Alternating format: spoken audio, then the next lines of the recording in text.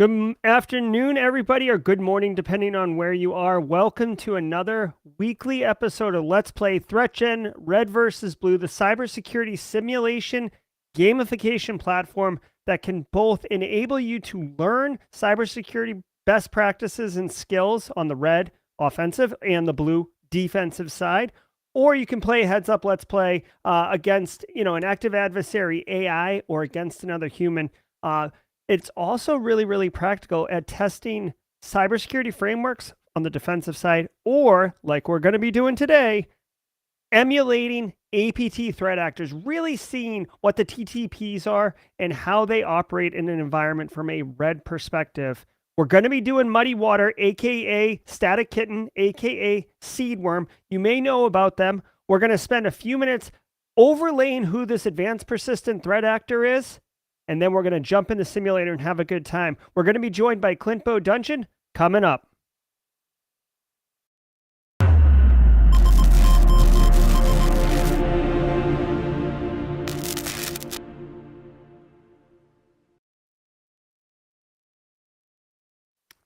All right, Clint, how are you doing today, my friend? After a little more coffee, which will be too much, I'll be doing great. Oh, all right. Yeah, got coffee. You know what I mean? I drink about well, I don't drink I drink a full pot. First thing every morning. It's how I start my day. It's how I roll. It's how I'm going to be able to emulate Static Kitten effectively today in the threat simulator. Are you familiar with Static Kitten, Clinton?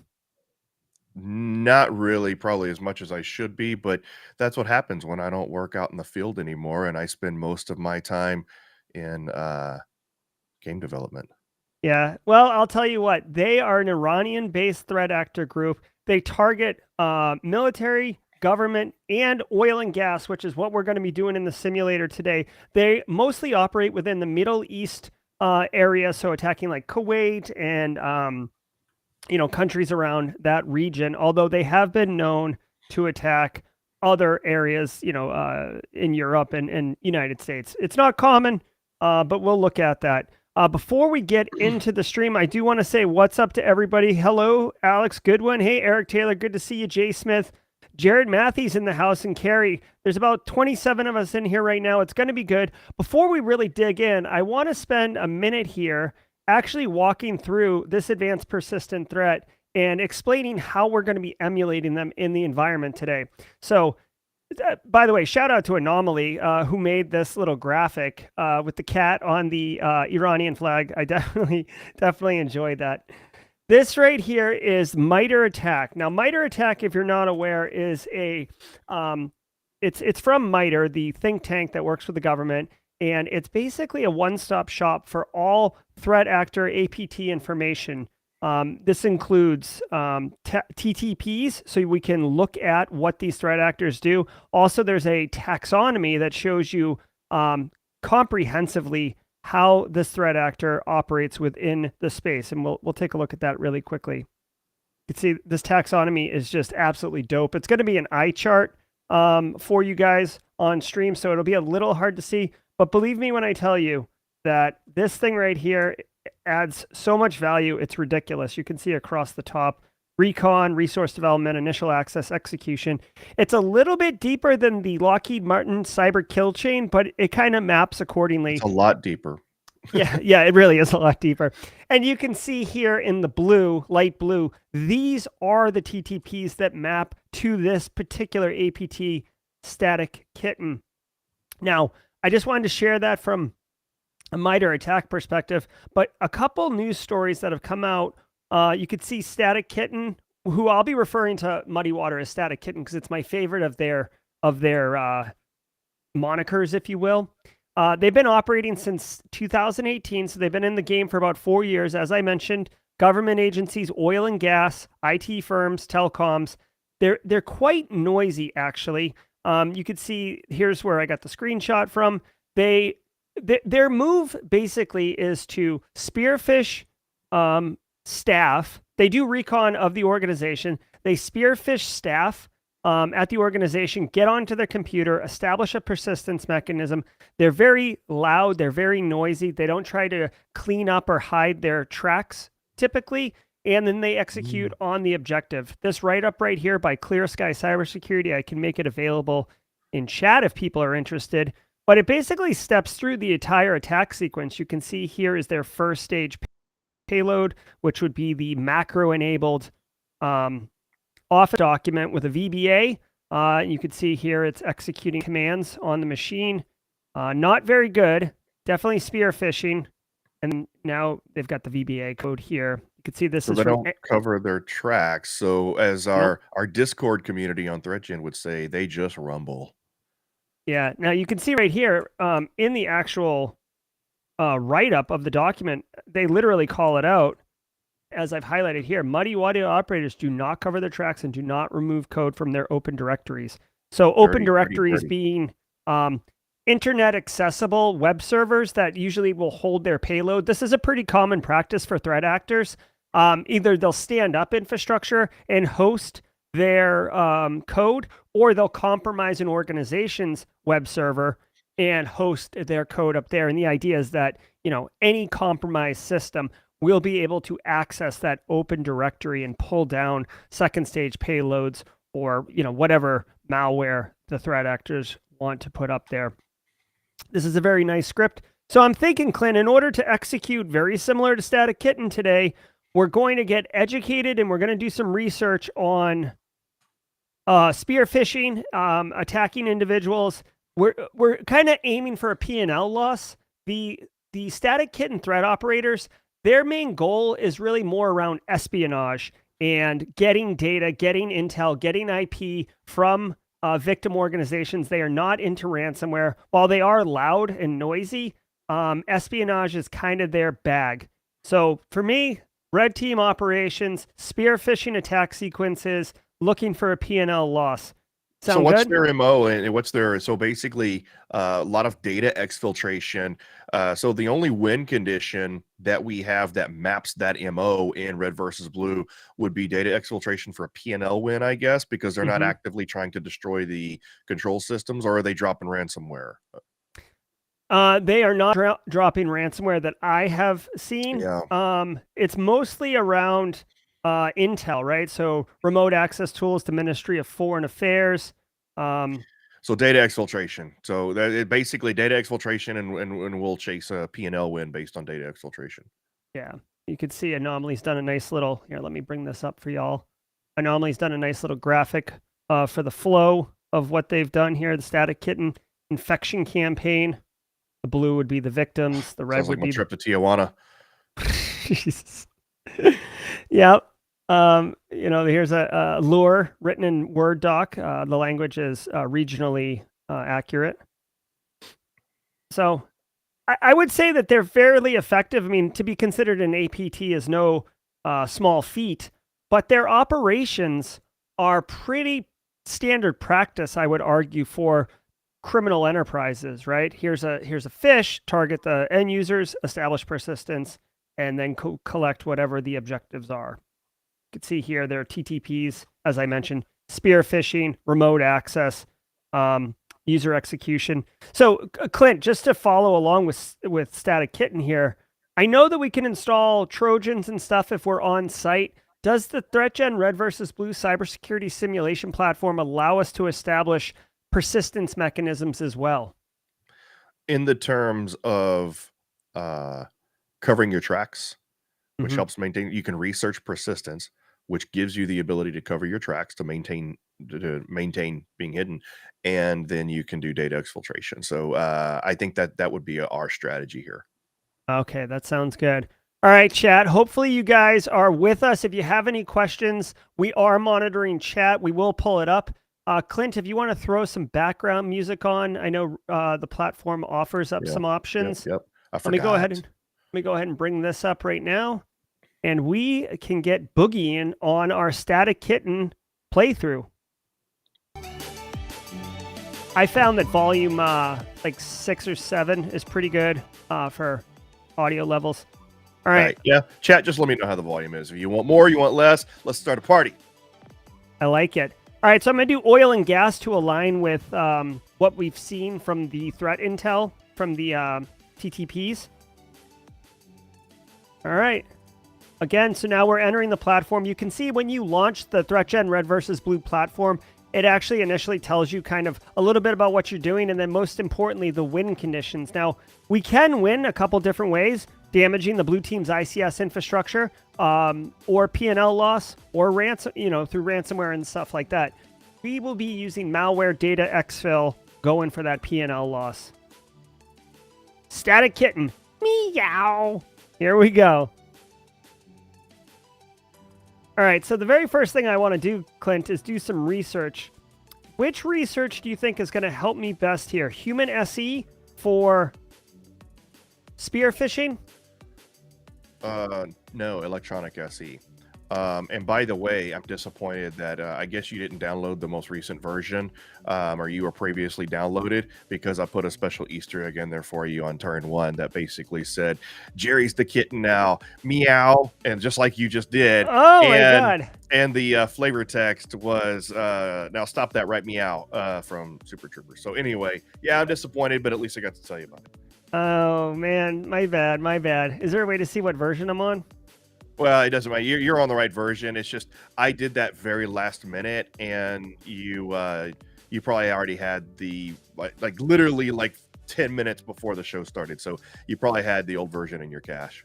Yeah. Well, Jay Smith sounds like he's gonna clip that audio of me meowing, and when I join Discord, it'll be my official entry into it. So I've done electronic SE here, Clint. You can see my electronic SE, so I can get good at spear phishing. I'm also thinking, what would be another good one here for them? They do establish persistence. Persistence is right here. Let's do that one. That's going to be value add. And then what can I do with my 1 extra credit? Yeah, I mean, probably, we're not going on site here, so you don't need to do any of that. Evade network detection? That yeah. queues up, right? Yeah. Yeah, go ahead and set that up. Okay, cool. So if you're just joining us, this is ThreatGEN's Red versus Blue cybersecurity simulation. Oh wait, did you do your OSINT yet? Did you throw OSINT in there? I did not. Well, you got to do that before you do anything. But okay. Well, my action log failed. Okay. I didn't realize that could fail, but because we haven't even, yeah, we're not far enough along yet. Okay, so I've gone ahead and done that. If you're just joining us, this is ThreatGEN's Red versus Blue cybersecurity simulation platform. We are currently playing as the red team, but we are emulating Static Kitten, aka MuddyWater, the Iranian-based advanced persistent threat that targets government agencies and oil and gas. For espionage purposes, we are looking for a P&L win condition by exfiltrating and stealing data from our victim oil and gas business.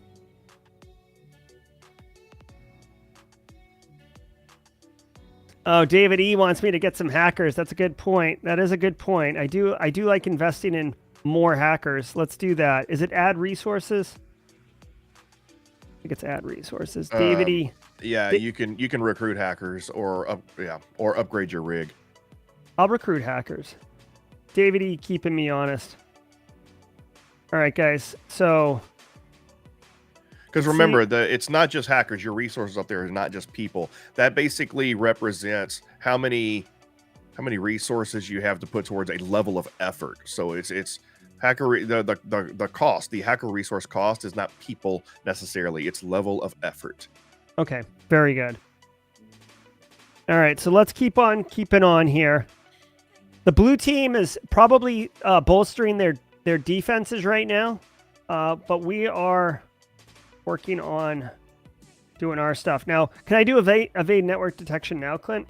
Now that I've done my... I think in order to evade network detection, I think you're going to actually have...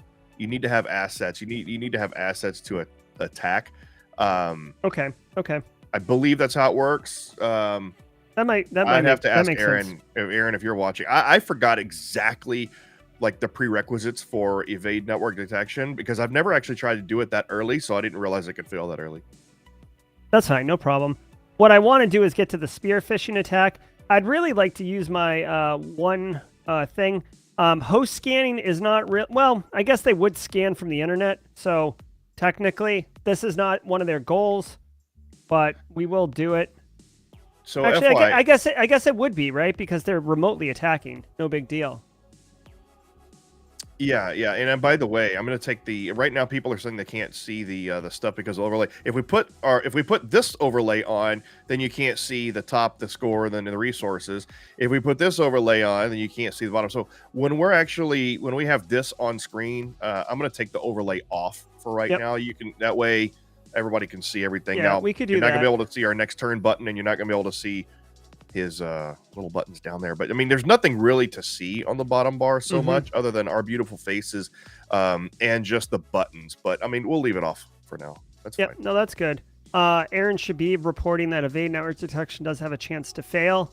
So when we knew that, I just didn't know if there were any other prerequisites that improve the chances of success or cause it to fail in the beginning. So yep. So just to remind everybody, we are playing as MuddyWater, aka Static Kitten, the Iranian-based threat, who are known for their spear phishing attacks, establishing persistent mechanisms, and doing espionage. And that's what we're doing today against this poor oil and gas company. Yeah, so I'd say right now, like the research that we need to be doing is definitely, like Aaron says, we need to be doing IDS evasion skill, increasing the IDS evasion skill.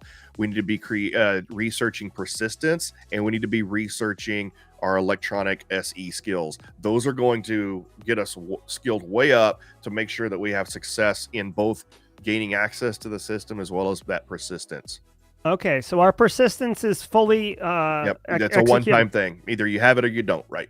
All right, so we're good there. We are going to do electronic SE, and what's the other one?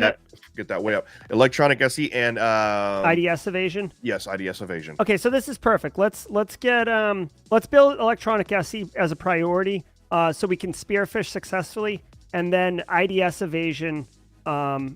You know, basically once we own an asset. Okay, it looks like we did our little research here. We're going to port scan these devices that we were able to discover over here.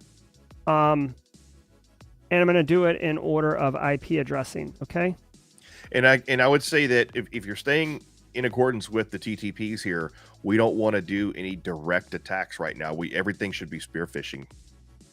Agreed. I'm just doing recon right now. Right. Since I have the turn cycle. Alex Goodwin asking a question of how long to wait until spear phishing. That's exactly where I was going. Well, I mean, I was thinking when electronic SE is beyond halfway, I feel like it's good. I mean, this is an advanced persistent threat. They are good at spear phishing, so I want this to be... well, just keep in mind that the longer you wait, then the more time the blue team has to bolster up their social engineering style skill or type skills. Defensive, I should say. Siva asking if this game is free. Clint? It is not free, although the pro version is not free, and there's not a demo version. That is on ThreatGEN.com. However, if you would like a lower cost option to try it out, you can search for ThreatGEN on Steam. It is on Steam, and about every 6 weeks or so, it does go on sale at 50% off for like $8. I don't know what it currently is, but I know that this past week it was at $8. All right. So I have queued up spear phishing attack, which will take 3 turns. So I can do, I'll have IDS evasion, and I can do another electronic SE next turn. So when our electronic SE research completes, the spear phishing attack will execute, and we will be definitely over that halfway point. We also got 2 extra hacker resources you can see up here. So we're implementing the David E model. Okay, so action log completed. We've just finished our electronic SE. We're going to do another electronic SE, which should roll us right up to when the spear phishing attack completes, okay? All right, we are good to go. I'm going to just go ahead and end the turn. There you go, Lacey Cochran. Clint, I know on the Steam version you can play this, but what are some of the differences between Steam and the Pro version? So on the Pro version, you have the ability to add on the tabletop exercise. platform module. You'll have access to the labs, which should be out soon. Jerry, you and I are working on those educational labs.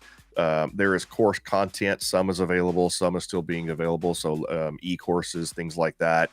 And as we start rolling out more environments and DLC, if you will, DLC will be available. So downloadable content or additional content, labs, environments, network environments, that kind of stuff, scenarios, if you will, is available on Pro, but not on Steam. So that kind of stuff will be available on a limited basis on Steam. Oh, and in Pro version, license holders can only play with Pro version, and Steam license players can only play with Steam. Now, there's another thing that I'm thinking about doing, and which is if you have a Pro license, then you can also get a complimentary Steam license. You just have to request it. Okay, interesting stuff. Thanks for that information, Clint. So I've gone ahead and queued up research IDS evasion. Some of our Pro players are reporting in chat that the spear phishing will resolve first because it was queued first over electronic SE. So my idea of them resolving at the same time is misinformed. But the good news is we are over halfway on electronic SE, so I feel pretty good about where we're at. And I've queued up research IDS evasion, expecting to land on the box and then start pivoting around within the environment. I want to throw a shout out, say hi to Bohemian Samurai. We had a great conversation on our Discord last weekend. It was myself, Bohemian Samurai, David E., and some others. There was another couple people there that I don't want to dox. They have their real names here in chat, but they had their handles on Discord, so I don't want to dox them without their permission.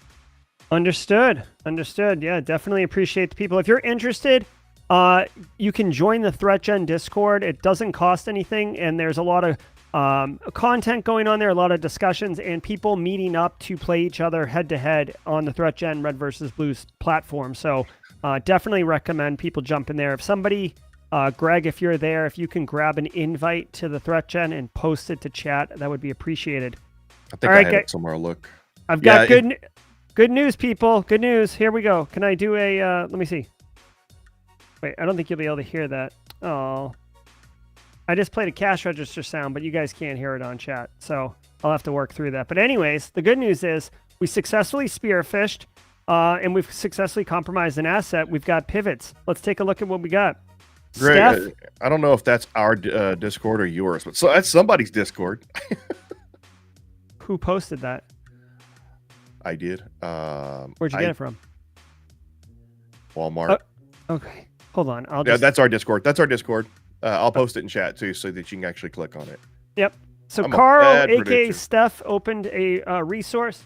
Let's look at what we're doing. We want to start moving laterally from in here. We want to cover our tracks. Well, actually, so here's the deal. Static Kitten does not cover their tracks. They're actually quite messy. So cover tracks is not an option for us in this gameplay. We will start doing exfiltrate data. We will start doing host scanning. We will pilfer data. Does that help P&L loss? Clint? Sorry, what? Say again? Does pilfer data help with P&L loss? No. Pilfering data... pilfering data is going to help with, I forget which one. Password attacks? Yeah, so there's grabbing credentials helps with, I guess, password attacks, and pilfering data helps with social engineering, I think. Okay. So you definitely, pilfering data will help you. Yeah, let's do that. And then next turn we can install disruptive malware. Okay? So we've got a box, we've got a foothold. We cannot cover our tracks. We can do evade network detection, though. We should do that sooner than later. In fact, I'm almost wondering if I should remove host scan and do evade network detection. Evade network detection is only if we do an attack, right? Like a straight up attack on a box, which we're not doing yet. Okay. All right, I'm going to pass the turn. If you just got here, we are playing. Actually, Clint, you may want to put this in a caption. We are emulating Static Kitten APT in the red team environment. Holy crap. Right, look at what we got here. This is going to take me a minute to sort out. Steph? The box we cracked, Steph 10. Yikes. Holy crap. 199, 101. All right, so this is all lateral. Oh, God. All right, guys. We're going to just have to start. We're going to have to start installing this and then just start scanning boxes, I suppose. What is her number? 101. So let's do this. Port scan. Here's 100, so that would be right before that. Let's port scan that. Do we have a 99 or a 102? Clint, if you're not doing something, can you explain why I have so much assets on my screen? I'm always doing something. The reason why you have so many assets on your screen is because you gained access to that remote user, and then you pivoted off the remote user to do a host scan, and they don't. The blue team does not have their network segmented. All right, so I am just doing a ton of port scanning here, trying to get these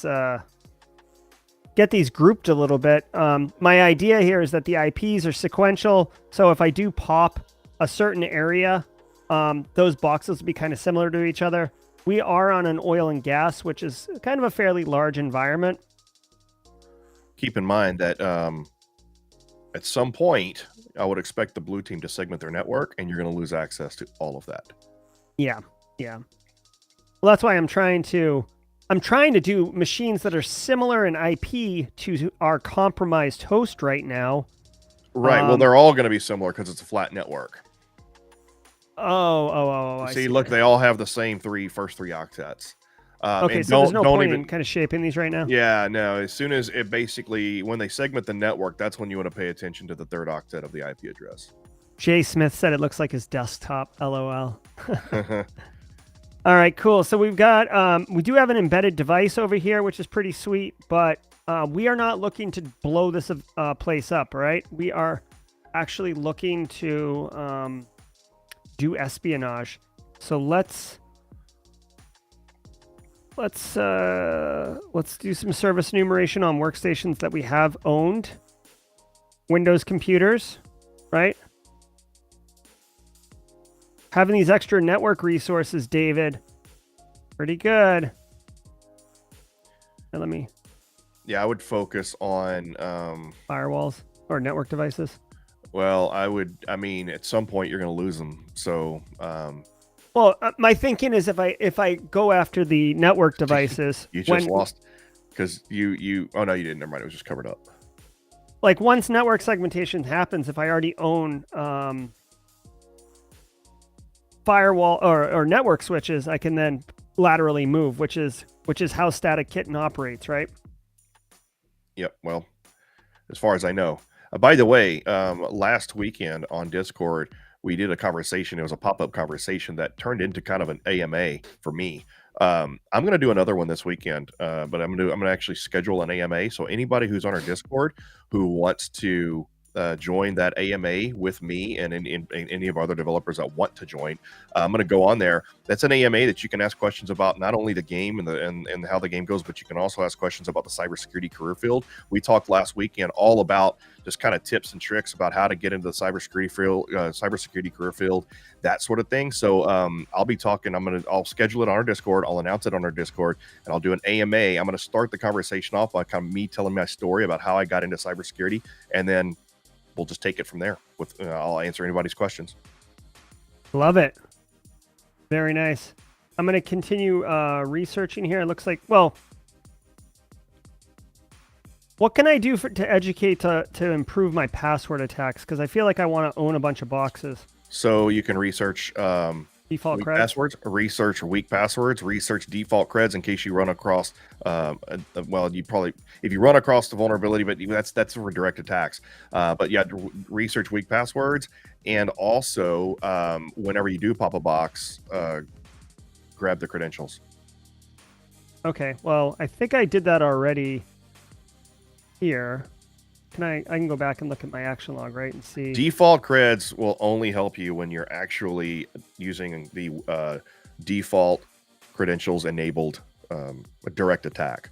but researching weak passwords will help you with a password attack. But but so right now you're doing direct attacks technically. So all right, so let me do harvest creds, right? And yes. pilfer data failed earlier, so I'm going to do that again. I can't because reasons, but we can do service enumeration on this box. All right, let's go.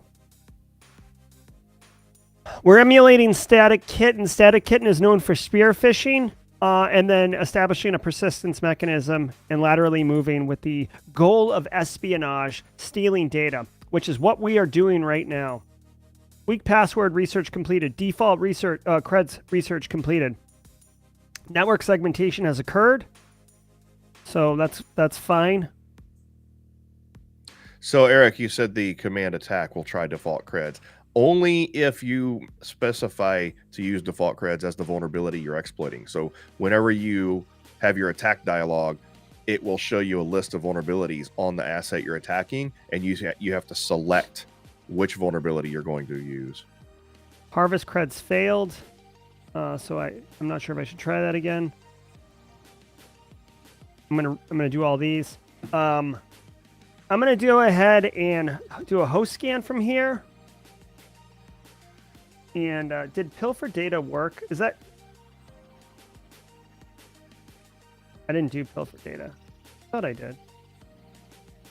1 second. Where's my pilfer data? I don't think you actually clicked on it. Okay, so let's pilfer data. And then I can do another research here, which you can see default creds are good. Weak password. Let's do that, right? Or should we do IDS evasion? I feel like IDS evasion is probably better, right? Because they are moving laterally around the environment. Yeah, Eric, that's incorrect. He says, nope, I disagree. The attack option that uses 5 resources, and there is no option. Unless there's a bug, it doesn't work that way. Clicking the attack option does not just go through all the vulnerabilities. The way that the game works is you click on the attack, anywhere you click on attack, whether it's on the asset or in the skill tree, you click on attack, and it will provide you a list of vulnerabilities that you have to select. I'm pretty pumped, guys. We've already started really killing it with Static Kitten. Spear phishing to land on an endpoint, compromise it. Establishing persistence mechanisms, we've done that. And now we've begun data exfil on these boxes. We are executing the APT Static Kittens TTPs well right now. Rick Maliko up in here. All right, my man. So now we've found another box. Let's go ahead and password attack this. Now, Clint, based on my skills, password attack wouldn't be too ridiculous. They do move laterally within the environment. Yeah, so you know what? I didn't think about that when if we're talking about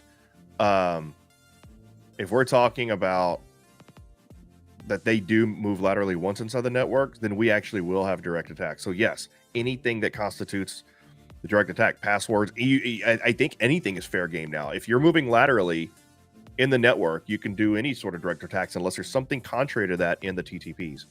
So I have failed at harvesting credentials, and I have this particular training, a little bit of weak password and default creds. So is a password attack? Am I ready to do a password attack here? Sure. Okay, let's password attack that, and let's continue service enumeration on these boxes. End the turn. We wanna pwn as many boxes as we can and do data exfil as fast as we can. So it looks like that failed. The password attack failed, or does it take? Oh, yep. That didn't work. Well, now here's the thing, right? I mean, if they have password policy, strong password policy, if they're enforcing strong passwords through policy, then your password attack has a higher chance of failing if it doesn't fail outright. And also, I think two-factor authentication will buff against password attacks. So, well, let's do another. Should we do another spear phishing attack? I mean, that is their MO. We only did one. If we own a box with the spear phishing, in reality, we should be able to spear phish another employee. Is that work in the platform? Say that again. Can I do a second spear phishing attack with any hope of success? Okay. Yeah. You can continue that. Okay. David E's talking about 2FA. I've got 2 resources. I could do another password attack if I wanted to and remove a service enumeration on the network device. That's just me. This is me just trying to like take advantage of some of my resources and get some more intel. I could take this down and do a password attack on someone's machine. I'm going to do the password attack simply so I can use all these resources. Let's go ahead and attack Deb's machine, see what happens. End the turn. David E, Alex, they're all about the spearfish. Action log. Password attack again failed. So we're not being very successful with our password attacking, unfortunately. We did a couple spear phishing. Let's do some recon on, let's see, IDS evasion. Okay. So we're continuing. We haven't we tried to do a password attack on both of these, and it's not working. My weak password skills are not working very well, so I guess Alex is telling me my password skill, weak passwords is weak. that is pretty low. I mean, all right, you have some skill, yeah. Let's spend some time on it since password attacks is going to be something that we're doing. If you're just joining us, this is ThreatGEN's Red versus Blue cybersecurity simulation platform. We are playing as a red team threat actor, but we are strictly adhering to MuddyWater, the Iranian-based APT, also known as static kitten or seed worm. They're known for spear phishing, espionage tactics, and persistence mechanisms once compromised assets are owned. And that's what we're doing right here. So on that remote user, I'm multitasking here, so I didn't see. On that remote user, have you already installed malware and started data exfiltration? And did you cover your tracks there? I did not cover tracks. Interestingly enough, Static Kitten in MuddyWater is known for not covering their tracks. They are quite noisy and quite messy. In game, then, it's really difficult. What's the difference between persistence and covering your tracks, right? I mean, if they're really noisy, typically with a persistent threat, covering your tracks or installing rootkits is part of it. Here in the game, we don't have a differentiator between covering your tracks and persistence, right? So covering your tracks sort of kind of bundles up rootkit and installing an APT and all that all together. So all right, well, they are doing that.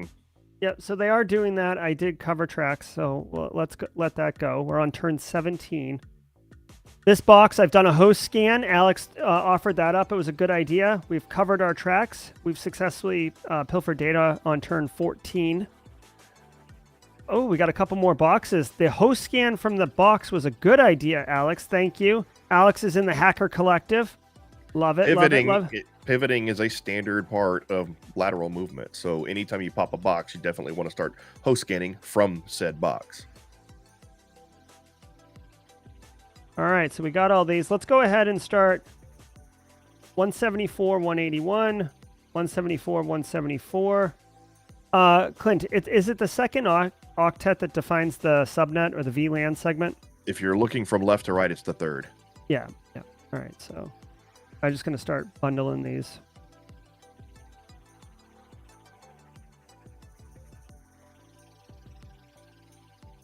All right, these are all the 174.x's. This is 124, and this guy is 124. So this looks like it could be some type of corporate asset. All right, let's end the turn. These are all in the DMZ. Email campaign, let's go. All right, we're going to do a bunch of port scans, see what we got. Our spear phishing attack failed, unfortunately. So we're going to have to do that again as soon as we figure out what all these assets are. It'd be nice to pop another box. It'd be nice to pop another box, guys. Yep, so keep on doing, you're going to have to search for, now that you have all those remote users, but it would be nice to pop an internal box. So if you could find something, yeah, you need to keep doing your service enumeration. Once you have all your service enumeration done, you can start looking for vulnerabilities. Yep, I like it.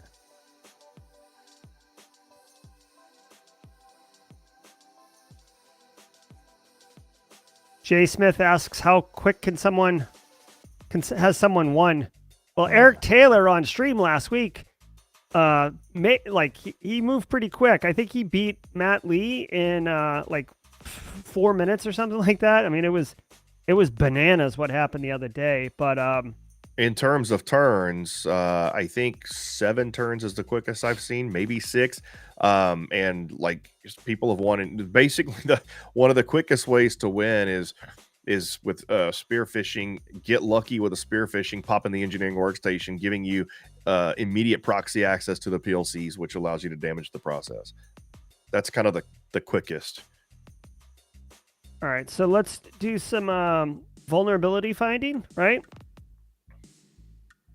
Do some fuzzing. Just look for public to start with. Just look for public vulnerabilities. That's the quickest. That's going to give you. It's going to give you a 1-turn vulnerabilities, and then if you want to look for 0 days, then I would say maybe pair that.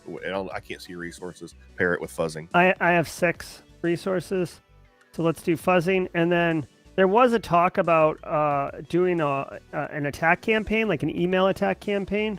Yeah, that would be on brand phishing. for them. So remember, when you do a campaign, once it's set up, when it says it's successful, that means it is successfully set up, and that's going to take away 3 resources permanently as long as the campaign is running. Okay, but if it's running and working, we may pop more boxes. Correct? Possibly, yes. That's okay. That's the goal. Let's do it. New vulnerability sounds. All right, so we're good here. All right, let's pop some boxes. All right, let's see. All right, so Rick Maliko, I'm feeling you, buddy. Remote file inclusion, we don't have any skills there. We don't have any skills on anything. Oh boy, so outdated software, local file inclusion. I think outdated software might be a good one. I hate that vulnerability. We have all these, directory traversal and incorrect access. We have all these individual vulnerabilities, and then we have incorrect access control and outdated software, which is ridiculous. Something I'm working on fixing, but so everything's more granular. It's hard to do TTPs whenever you just have outdated software. Yeah. As a vuln option. All right. So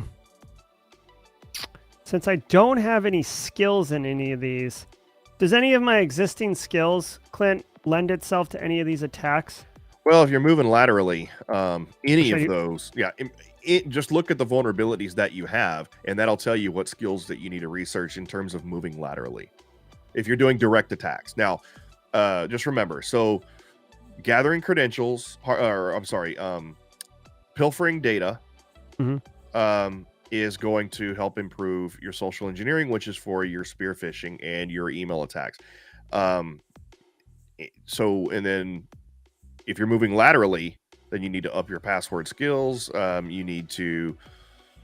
well, I only have one credit right now, or one hacker resource, so I can't really do much. Yeah, there's no research you can do. At this point, I don't think there's anything you can do according to the current TTPs with one resource. Well, I'll host scan from Steph, just, since we own her box right now. Let's do this. Evade network detection with one asset. Very, very good point. Very good point. Oh, looks like we got Aaron Shabib box, and this looks like it's in a different network segment, the 149 segment. We haven't seen this one yet. These are all 174. That's not Aaron. That's G Shabib. So it's maybe one of his relatives. Oh, okay. Well, the good news is we own it. We own it, so let's do it. Let's cover the tracks first and foremost to establish our persistence mechanism and pass the turn. I know what it is. It's Greg Shabib, and you know, maybe you know, there's something weird going on there. All right, so our email campaign is going on. Let's give it 5+ turns, Clint. Started on turn 20. So let's give it to turn 25. We're on 23 right now. All right, let's install disruptive malware. Let's do host scanning. And let's do, well, hold on. Let's get rid of disruptive malware and let's do pilfer data, right? Because that's our P&L one. Is that correct, Clint? For the P&L. Exfil? That's Exfil. actually, Exfil. Exfil is what they do. Yes, yes. All right, so let's exfil the data. Try to move this so your camera looks good. All right. Again, if you're just joining us, I'm operating as MuddyWater APT, aka Static Kitten, aka Seedworm, an Iranian-based cyber threat actor group that is known for attacking government organizations, mostly in the Middle East, and oil and gas places with espionage. Oh, you popped another box, it looks like. No, you got, well, yeah, oh, yeah. I did a scan from Shabib. So let's go ahead and continue the port scan. These are all the 149 network segment. You can see Shabib's in the 149. So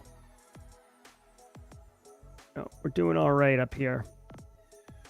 Yeah, so we have a suggestion on Discord that, you know, if you upgrade your rig, then you'll get more resources. I don't know if you recruited hackers. It looks like you did, because you have 7 resources. Upgrading your rig, it's expensive, but it gives you another resource, maybe 2. I can't remember.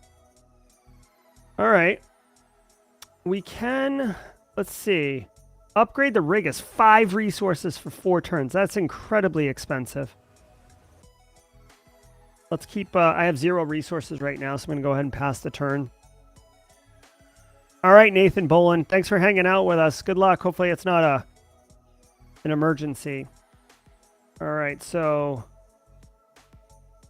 I'm going to end the email campaign, Clint, unless you think we should go another turn. It's been 5 turns. Maybe no, after 5 turns, I'll let it cool down. All right, so let me go ahead and shut it off. And let us...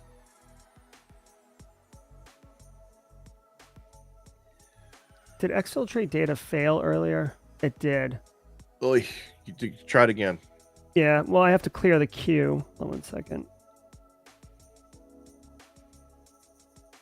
All right, there we go. We're on turn 25.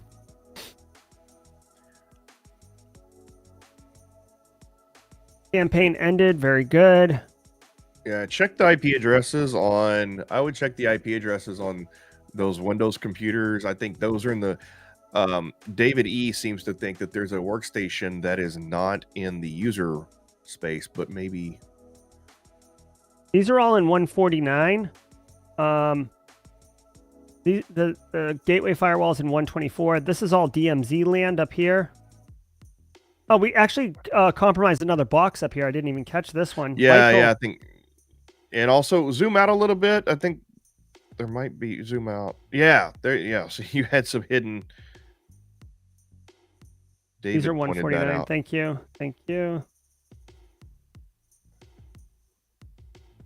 All right, so these are all 149. These are all 124. Okay, so let's do exfil. Cover the tracks on this guy. Let's do exfil on this guy, and let's do a host scan on this guy. And actually, let's not do a host scan. Let's install. Install MITRE. Humor me real quick, just real quick. The next time you have 5, you know what? Do this. Click on one a box that you have vulnerabilities on, like anything. Like, okay, click attack. Yeah, see right there. You have the option to select vulnerabilities. Click cancel. Go into your directory, your action tree, real quick. Go all the way to the right. Click attack. No, or I mean, the plus button. Yeah, see, it's working properly here. Yeah, I'm just all right, proceed. I was just double checking to make sure that you don't have the bug that Eric said is present I'm not saying Eric is wrong. I just want to make sure it's not here right now while you're trying to play on stream. Yeah, no problem. No problem. So just to reiterate and catch everybody up, we are operating Static Kitten, which is social engineering through spear phishing and email campaigns. Once we get in the boxes, we establish persistence and start exfilling data. They're espionage focused. And that's what we've done here. We own these 2 users' laptops, so they're in the DMZ. We've taken them over through social engineering. We spearphished Steph, and we did a basic generic phishing campaign for Michael and Shabib, and we own them. Shabib is an internal user on some network segment internal to the organization, not remote workforce. So that's pretty good, which gives us access to these assets right here. In our action queue, we are exfiltrating data and covering tracks and host scanning from Michael, and we're installing disruptive malware. So we just own this box right here. So we're taking all the actions that we want on our newly discovered asset. Okay. Tracks covered. Very good. Okay, we did a host scan from Michael. It didn't reveal much, which is kind of on brand because it is in the DMZ, and we already own the DMZ through Steph. Let's see. Let's pilfer data. Install disruptive malware.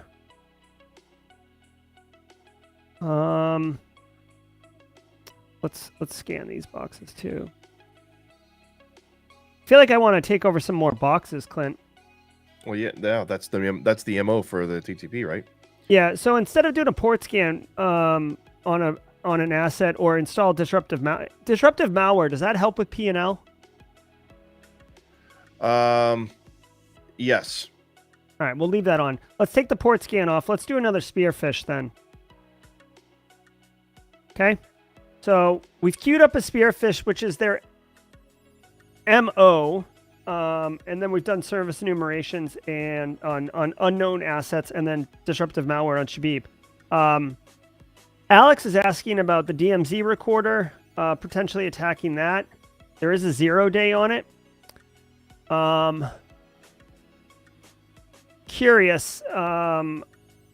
What's the logic, Alex, with the DMZ recorder? I'm not saying it's wrong or right. I'm just asking kind of what you're thinking on that, because I'll pull back some of these. Well, 5. Wow. So that's a data historian, and if you pop it, you'll be able to see like PLCs in the process control zone, but it's not going to give you control of anything, and it doesn't really follow the MO of the TTPs. Okay. Yeah. So I'm gonna. Oh, you're right. Alex is right. So it's a big P&L hit. Yeah. The data. So also remembering here, you got to consider the P&L values. So if you were going for a win condition, using data exfiltration and all of that for the P&L victory, you have to consider high value targets, and the data historian in the DMZ is a high value target, whereas these remote users and user space workstations are lower value. Well, I have a 0-day here, but I don't have any research on it. What are your thoughts around that, Clint? I mean, they are an APT, but it is a 0-day. There's probably a chance that it's not patched, and in fact that you can see it there. It is a great chance it's not patched. Number 2, I mean, in general, you always have a chance to be successful with an exploit, even if you don't have your skills leveled up.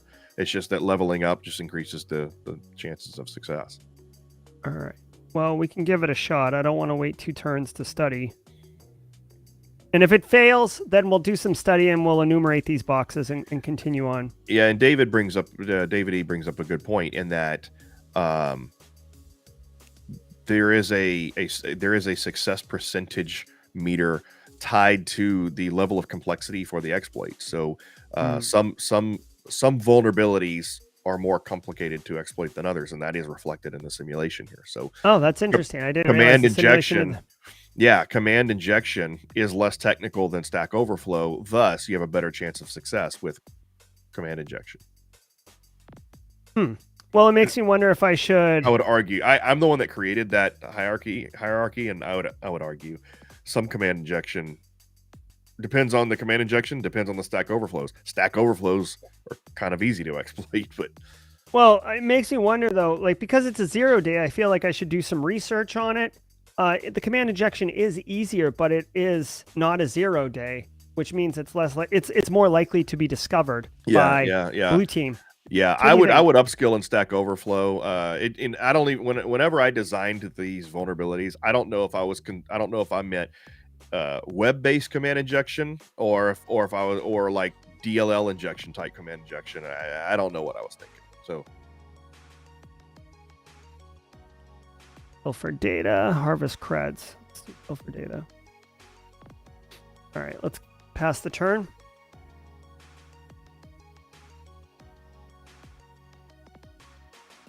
Aaron Shabib's talking about the terminal server. Yeah, but we're not going for a process. We're not going for a process destruction in this with the current TTPs. We're just going for P&L. So now, I mean, here's I think maybe Aaron's logic. If you go for the terminal server and it gives you access to the engineering workstation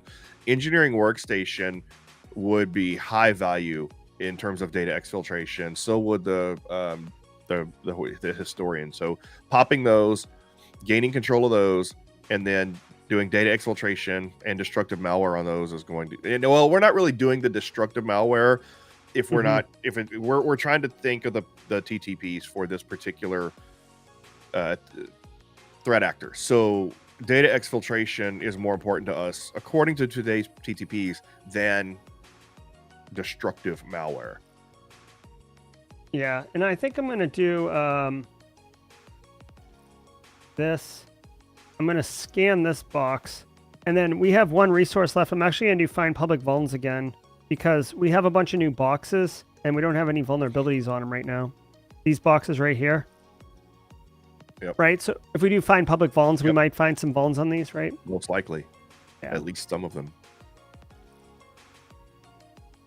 All right, Stack Overflow research completed. It's very good. Okay, that's pretty good. The DMZ recorder's got this guy. We're going to go ahead and attack with the 0 day.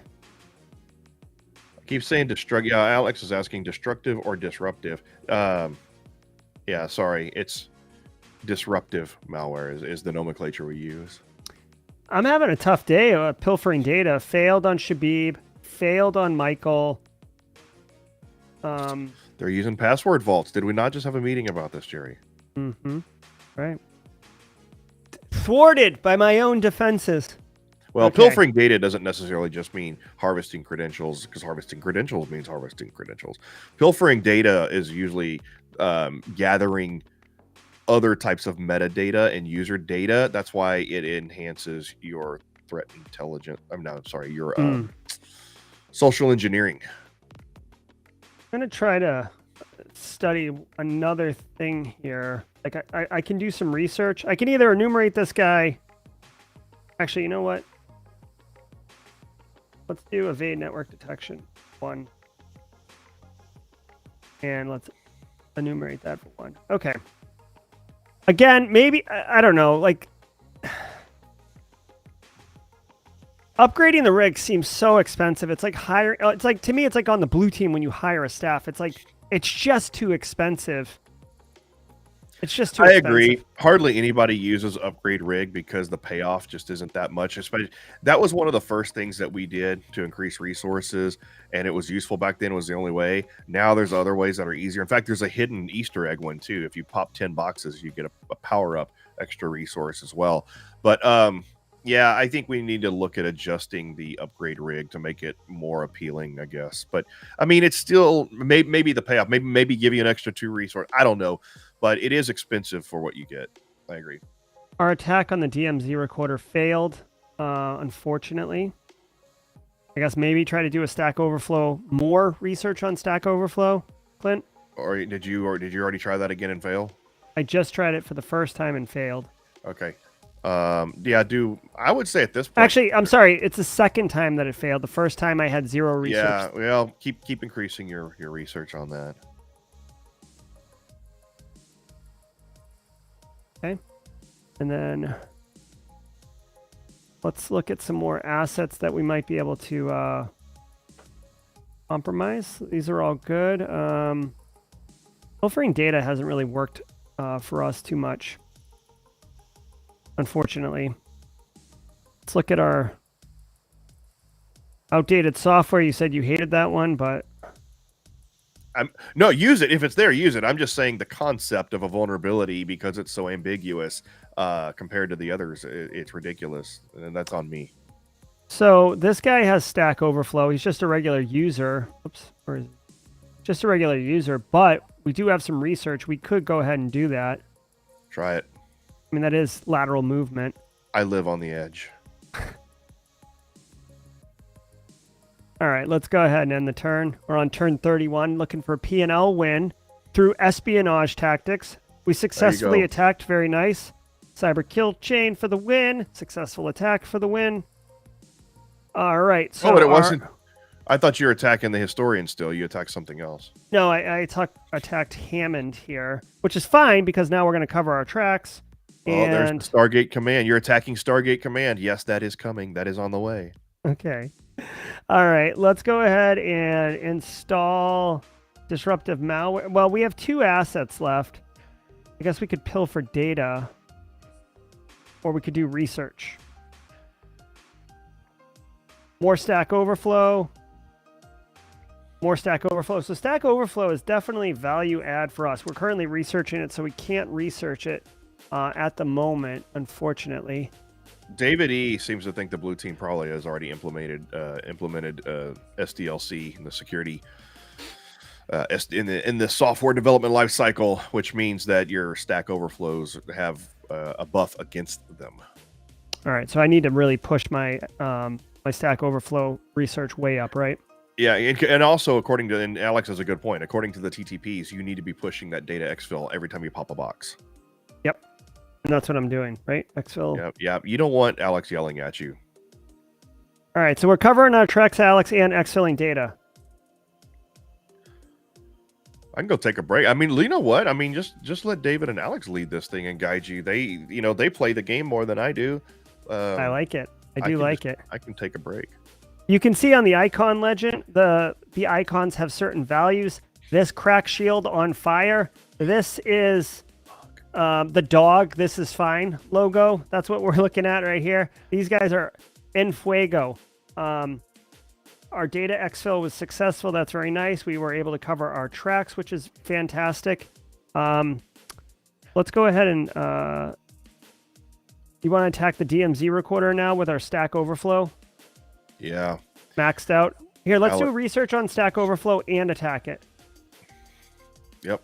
So Alex says, I have a more awesome hat, but that's only because Alex kind of freaks out whenever I don't wear a hat on stream. It bugs him. He's afraid of change, and so you know what? We're gonna have merch soon, and I think we're gonna now. This is kind of a premium hat, but we're gonna have got the ThreatGEN here anyway. But we're gonna have hat merch. All right. Yeah. So by the way, just in case you're not aware, this is a time for a commercial break. We have the 2022 Invitational Tournament coming up, which kicks off our esports Cyber League, our Red versus Blue Cyber League coming up, and I'm going to post the link here in a minute. But in 2023, it's no longer an invitational; it is an open league. We'll be posting details on how to join that league pretty soon. But details will be posted on the website. We'll be announcing them here, but you can find more information at esports.threatgen.com, which I'll post here in just a minute because I'm talking and not typing. But esports.threatgen.com, and I don't have the link on the website yet, but you can purchase official tournament merch, which is the tournament jersey, the Cyber Red versus Blue Cyber League tournament jersey, and you can have customized with your handle and or name on the back of your jersey. So I'm going to post those links here in just a minute. So yeah, they're really awesome shirts. Clint, if you can bring up the shirt and share your screen in between turns, we can look at it. I'm actually ordering my wife one. I didn't tell you this, Clint. I'll use our code. Oh, well, I'm ordering it today. So, all right, let me bring this back. That's the wrong one. No, I got it. Okay, so here we are. Just to remind everybody, I'm researching an attack overflow, and I'm going to do a Stack Overflow on the DMZ recorder, which has the totally on fire vulnerability, and we've done a bunch of research on it. So, luck be a lady tonight. I don't know if that's PC. Luck be a lady tonight. It's Here probably we go. not PC, but Here we go. Action log. It looks like it failed again. Classic Shabib. Classic Shabib. Totally not working. So let's do install disruptive malware. Let's see. Should I do more spear phishing? Spear phishing was successful. We have been successful at attacking this one right here, Stack Overflow. Let's do it. And we'll also get the extra buff for Stack Overflow because this will resolve before this resolves, which is cool. We can pop another box. Lane H is asking about Steam versus Pro. I think they may Probably must just have joined missed the that. stream. Probably just joined the stream. Yeah, I must have missed that earlier. I will talk about that in just a minute. While I'm already multitasking in 5 different things, I'll get back to that in just a minute. Okay. Yeah, Lane, stay with us. It sounds like Lane just joined us. Right now, we are playing Red versus Blue, the cybersecurity simulation platform from ThreatGEN, and I am executing exclusively as the Iranian advanced persistent threat MuddyWater, aka Static Kitten. They are known for spear phishing their victims, getting on the boxes, establishing persistent, and then committing espionage. They target government organizations and oil and gas, which is who we are targeting right now. I am operating as MuddyWater. You could see I've compromised a couple DMZ users. I've compromised a couple corporate users on the internal network, including W. Lopez here. I'm going to go ahead and cover my tracks. I'm going to exfiltrate data, which is the MO for MuddyWater. And I'm going to go ahead and do a host scan and install disruptive malware. Now, I will say this, guys. I feel that doing a host scan on Lopez really doesn't have any value because we've kind of already compromised another box on the same network segment and done a host scan from it, Shabib. But threat actors wouldn't know that, really. You don't know what you got. You just know that you've got a box. It may have special permissions to different network segments, so it's definitely worth doing a host scan to be as real as possible, okay? I am going to be doing a ooh, look at this guy. Ooh, that is special right there. Come on. Get in my belly. Patel, you're next, my friend. Bodungen, you're coming. You're going to be there too. It's not whose name starts with a U? U Bodungen. What is Ulysses Bodungen? Ulysses. Okay, we covered our tracks. Looks like Ursula. Looks like our exfil failed, so we'll try that again on Lopez. But Patel, let's do a Stack Overflow attack on Patel, and let's do exfil data on Lopez. Passing the turn. All right, so the difference between the Steam Red versus Blue and Pro is Pro has access to courses, will have access to the labs. The labs and courses are currently being developed, which should be out in a few weeks. Also, as we develop new environments and content and DLC or downloadable content, Pro will have access to more of that, and Steam will actually not have downloadable content for the foreseeable future. They will only get any new levels and environments that we put into Steam, into the base core product. So it's basically you have access to a bunch of different stuff. You have access to the leaderboards. There's on the Pro side, there are public leaderboards and more badges, and it's just a lot more gamification. You also have access to the incident response tabletop exercise platform module. So a lot more content, a lot more flexible, a lot more stuff. So the core game in itself is the same, but there's you have access to a lot more stuff. And live events. We're about to start doing live courses. Jerry's going to have a live course. We're doing a lot more live events and AMAs. I'm doing that teaser AMA on Discord this weekend, but we're going to have a lot more live events on the Pro platform. I'm done.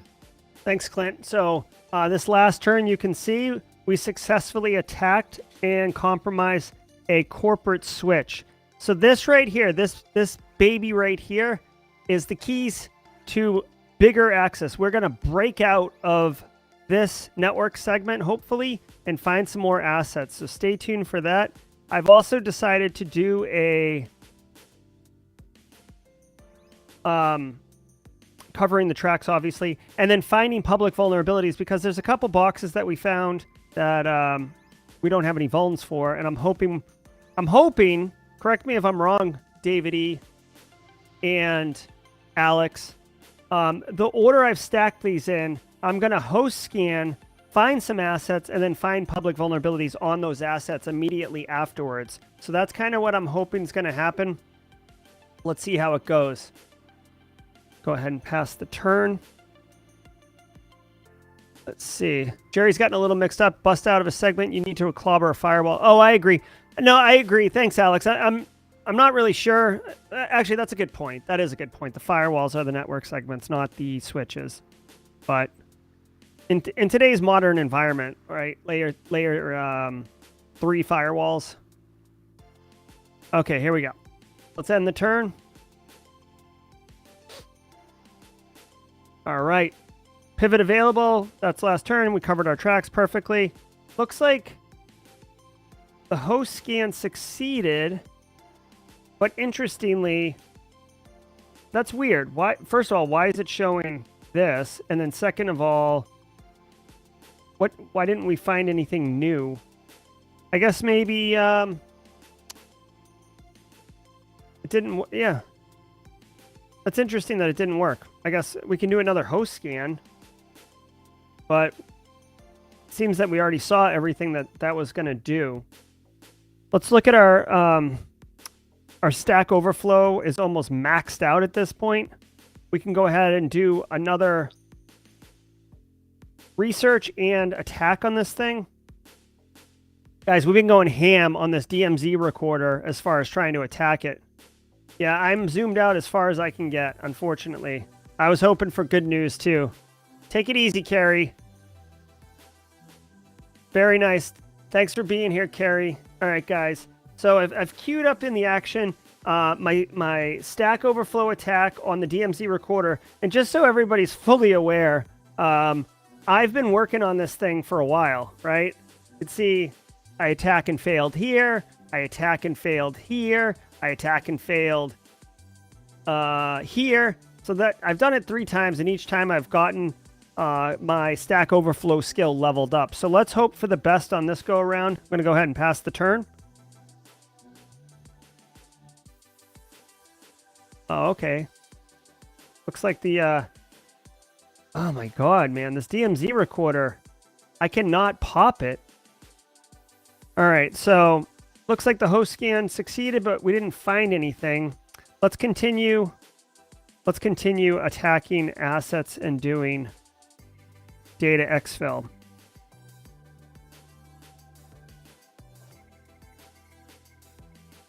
Oh, I see. All right. So the Stack Overflow is going to happen. Is she got Stack Overflow? Yeah. All right. So we'll take on Ashley's 82 afterwards. See what happens. Come on. All right. So our Stack Overflow attack on Patel failed again. So either that's been corrected, I guess, or what. But I mean, we are almost fully maxed out and not being able to do anything in there. Let's do a Stack Overflow on Ashley. See if we can get her box owned. And then just looking at compromised assets to see what we can do. All right, we can install disruptive data here. Hey, Alonzo, this is ThreatGEN's Red versus Blue cybersecurity simulation platform. It allows us to learn. I'm executing as a red team operator in a blue team environment right now, but I'm playing as MuddyWater, the advanced persistent threat from Iran. So I'm strictly adhering to their TTPs. but you can see. Oops. Sorry. That's fine. That's fine. Go ahead and just. Yeah. There you go. There's our esports. Yeah, we'll talk about that in a second. So, yeah. So, anyways, you can find more about it, Alonzo, at portal.threatgen.com. Portal.threatgen.com. No, I think... just threatgen.com. Portal. Oh, I'm sorry. Portal.threatgen.com is the actual login. Yeah, I'm sorry. I type that in like all the time. That's why I said it. So threatgen.com. All right, let me go ahead and pilfer data on this box really quick while I'm here. Okay, so before I pass the turn, Clint, we did talk about the esports jersey. You want to throw it up there? Yeah, there it is. So, that's not the link to order the jersey there. Oh no, here so, I'll change. Yeah, it's actually here. I got the Bitly. Actually, no, okay, yeah, that one. Yep, that's it. So that's for the 2022 invitational tournament to kick off the Red versus Blue Cyber League. All of the competitors will be wearing that jersey. You can order your own jersey, customize it with your gamer tag, your handle on the back, and all that good stuff like that. This is not for money. Like we don't make anything off these shirts. It's pure. I mean, I think we make like $1 off each shirt. So unless we sell 1 million of them, we're not doing too good. But it's not for the money. It's literally just for promotional and just hey, so you can be a part of the event and the action and support the Red versus Blue Cyber League. Yep, it's very cool. I like I said, I'm getting one. I just dropped a link in chat. I'm buying my wife one later today. So like as soon as this stream ends. Now, Alex asked, why am I pilfering data? So I think he said, why are you not pilfering data, right? Or wouldn't you be better suited researching? Oh, yeah, sorry. Yeah. So I thought pilfering data helped with P&L. Is it not? No, not pilfering data. Pilfering data helps with social engineering. The data extraction helps with P&L. Okay, well then I'll start pilfering data. Thank you for that clarification, Alex. So we just successfully attacked Ashley. So now that we have a new asset, we're going to go ahead and cover the tracks. Exfil data. And install disruptive malware.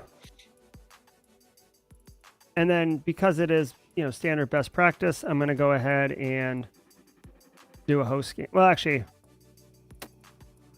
I really would love to get through one of these boxes. Integer overflow, format string, outdated firmware, integer overflow. So integer overflow seems to have some value. So maybe we start doing research on integer overflow. What do you think? I think out of are you talking about research or attacking it? Well, so these three assets, I'd like to pop through and get to a different network segment for my lateral movement. It seems that integer overflow shows up in all of them. Only one is a 0 day, but I think that there's value. And I think integer overflow, never mind. Yeah, okay. Okay. All right, so our action queue is getting the integer overflow lined up and then doing the basic business on what we do for here. There's the link. Unfortunately, when you drop it in chat, if you're coming, so it looks like Keel Holiday is coming from Simply Cyber's YouTube channel, and this is dropping in ThreatGEN's feed. So this is the link right here, Keel, on stream. You can also jump over to youtube.com/ThreatGen, and you'll get the feed here. Simply Cyber's YouTube channel is just pairing this video feed. So the chat, you can't see all the chat, unfortunately. I'll leave that link up on there for a second, though, okay? All right, let's hope for the best. All right, tracks covered. Very good. We're operating as... where is... Oh, I thought you had one for what we're doing here. So if you just joined us, I'm executing as an APT, MuddyWater. doing spear phishing and data exfil. Now, it looks like one of my boxes disappeared, so I don't know if it left the DMZ or not, and if it comes back compromised, but... Yeah, so, number one, remote users will always have the potential to disappear and reappear as they log in, and then log out. And then, if they don't, it will come back compromised if they don't fix it while it's gone. And the chances are, if it's logging out for you, it's logging out for the blue team. So it's hard to fix that. Oh, of course. I like it. All right. So I want to start learning a bunch of stuff and take over more boxes. That's kind of what I want to do right now. So I'm just quickly looking. Integer overflow. We're definitely going to get some value out of that. Patel, like this Stack Overflow. I mean, we've tried it so many times. It hasn't worked. I mean, with this level and it not, we haven't successfully hit twice on this machine, so it's possible that this has been fixed on their machine, correct? I believe when they're fixed, they no longer show up. Okay.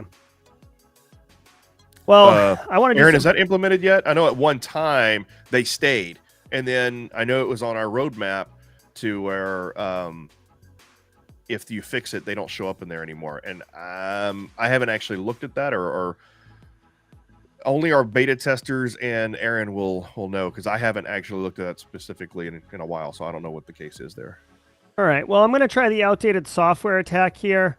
The skill doesn't require learning. It's just an attack on outdated software. So I'm hoping that we don't have to do the research. My other option is to do a bunch of research.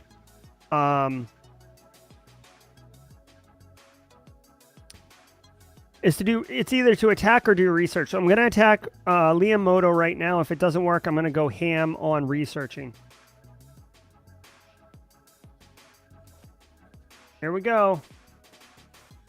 Doesn't look like we were successful in attacking or compromised users back. That's good. The DMZ firewall has a integer overflow 0 day, which is nice. Our attack failed over here. So let's do this. Let's attack. Let's continue the research, and let's do the attack on this guy right here, okay? Or do you think we should wait, Clint? Is it worth trying to attack a 0 day with this much research, or do you think it's better to go? Yeah, I'd try. I mean, I would try it. Alex has a good point. So okay, he says that the vulnerability options do disappear if the vulnerability is patched, and yeah, we've gone back and forth with that internally on should it still. In other words, like if you're the red team, you may assume that it's still there, but it's patched, and how would you know it's not patched? We made the assumption that you're basically, when you're on that box, you're keeping an eye on it. You're basically checking to see if that vulnerability is still there and still valid. You know, and I know that, like, so let's say you're doing Metasploit, right? The script kiddie framework. If you were doing, and it's not really, you could do more advanced things, but ultimately, if you're doing autopwn, right, or something like that, then you may spray vulnerability, you may spray exploits and not know that it's vulnerable or not. But you know, you do have the option to check to see if it's vulnerable before you do an exploit. So we're just making the assumption that you're checking to see if that vulnerability is still there. Therefore, the vulnerabilities will not show up. Aaron says, if it's fixed, it'll disappear from the list. Yeah, so, and I think that fix did go in the version you're playing or prior, so it should be fixed. All right, that sounds good. Just making a little link here, kind of helping explain what we're doing. I'll show that periodically. So in the action queue, just so everyone knows, I'm doing more integer overflow research, and I'm attacking this DMZ firewall, which has a 0 day for integer overflow on it. Wish me luck. All right. Our attack failed. We are not good at attacking, unfortunately. I'm going to start doing some research. What's Rick Maliko running? Remote file inclusion. See if we got any more remote file inclusions up in here. Hey, Rick Maliko. No. Okay. Integer overflow, remote file. All right, so we've got a couple remote file inclusions. The DMZ firewall. has format string error. Just looking at what we got. Outdated firmware, 0 day. That sounds pretty juicy, huh, Clint? Yep. For some reason, did you not research out? I don't think there is. I don't think you can research that. My bad. Nope, There's you nothing to cannot. research there. You Nope, nope, cannot. nope, But nope. the good news is it's there, and we're gonna give it a shot. Again, it's one of those ones that you can't research. So to me, attacking it now or waiting makes no difference because we're as maxed out as we can get, right? Yep. Action log failed on attacking that, so it looks like the blue team is getting good at protecting their assets.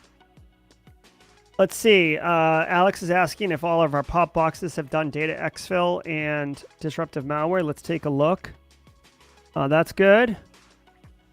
That's good. Okay, so there we go. Disruptive malware on Ashley. Thank you, Alex. Disruptive malware on Hammond. And yep, okay, so that's that. So we still have 5 assets. Our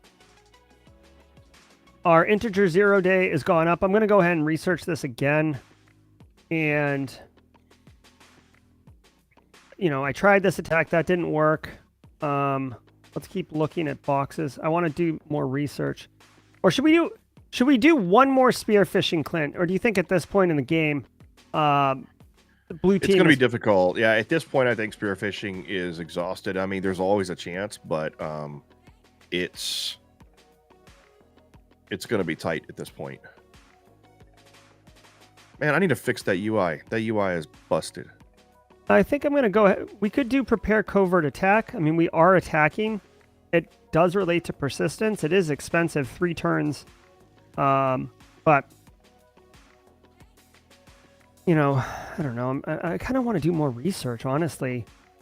I feel like remote file inclusion is one that's got value. A couple boxes have it. We are researching integer overflows. Password attack seems silly.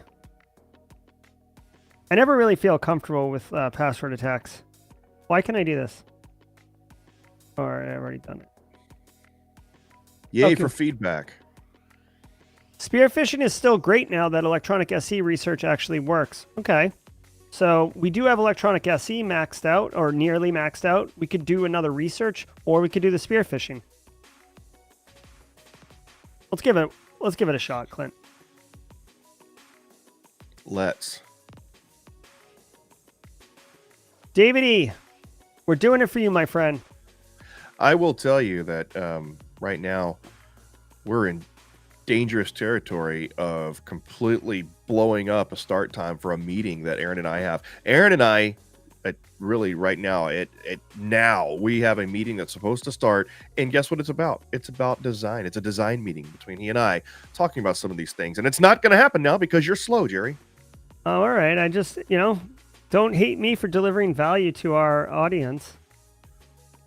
I hate you because you're beautiful. All right. So format string error or vulnerability. You should have done 50 turns though, instead of keeping the default at 75. That would have helped. Well, I mean, I am trying to explain stuff to people too. So format string error. All right. Let's see. Patel. Format string error. Trying to figure out what we could research. I guess heap overflow. With 2 turns, what are we going to do here? I think, you know what we could do? See, I don't want to do fuzzing, Clint, because I feel like we've already figured out what we need to figure out. There's no real value in that. As far as I mean, you always have the potential to continue to find new vulnerabilities unless you've exhausted them all. As some of our players on stream can attest, as they've gone for win conditions, such as all clear, where you have to find all the vulnerabilities. It's a pain to try to find all vulnerabilities. So the chances are there's probably still some vulnerabilities out there. I don't know if they're going to be 0 days, but at some point, yes, finding and looking for vulnerabilities has diminishing returns. All right. We did a quick IDS evasion. We're about to wrap up our spear phishing attack and once we get those resources back, we'll finish. That's going to take 2 turns. We're only going to have 3 turns. No. Yeah, we'll have 5 next turn, and we can do an attack on integer overflow, or if we successfully hit our spearfish.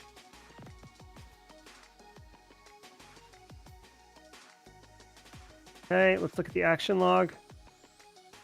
Action log says spearfishing failed. Not entirely surprising. We have Stack Overflow almost maxed out now. We also have a pretty high on integer overflow. We have tried Stack Overflow several times on this box without success. So now I'm going to go ahead and try integer overflow, hoping that that is going to help us. Or we can attack this one. I think on the DMZ firewall, it does say 0 day. So in my mind, that makes it more a better vulnerability, right, Clint? So, Clint, we have integer. It is more better. More better? It's more better only in the fact that the blue team has less of a chance that they've discovered it. All right, let's see. Well, that failed. So I don't know if that means that the roll failed or if the blue team has fixed it. But it totally stinks. Totally stinks.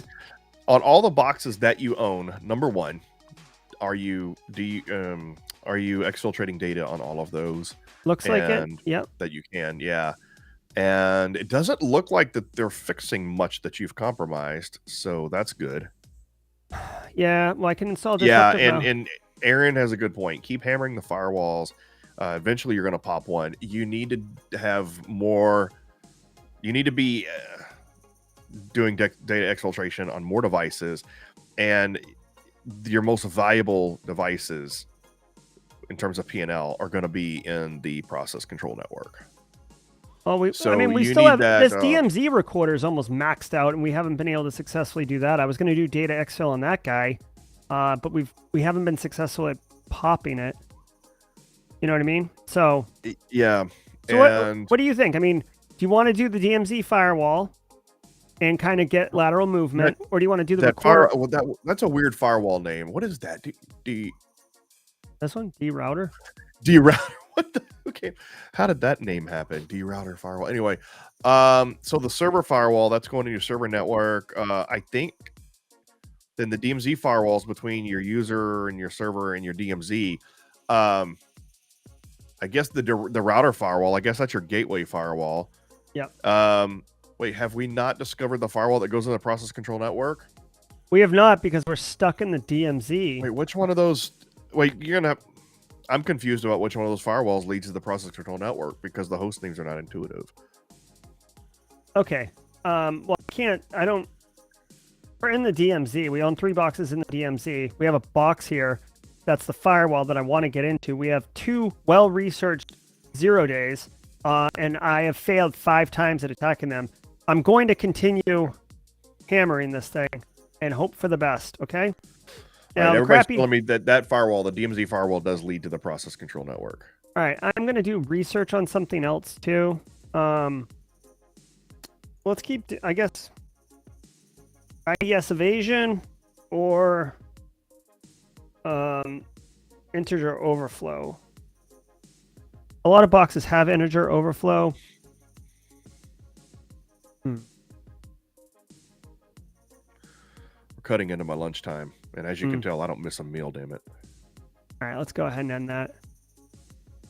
DMZ firewall is entry to PCS firewall. Here we go. Another unsuccessful attack on the freaking firewall. You can see here, I've been hammering it, and I will continue to hammer it. Eric says if you can't hack it, break it. All right. I mean, guys, let's just keep doing it. Pop it. Pop it. Again, fail. Brosif. I just keep hitting it. At some point, you got to get, there is an element to the RNG luck on here, and so you would think that you roll that dice enough, you're going to hit a 20. Failed again, man. And there's no such thing as rolling a 1, so. All right. D&D references. You can see that they're actually starting to repair, to close vulnerabilities, because this actually had. Yeah, they're starting to disappear. Yeah. Yeah, that sucks. Guess let's do it again.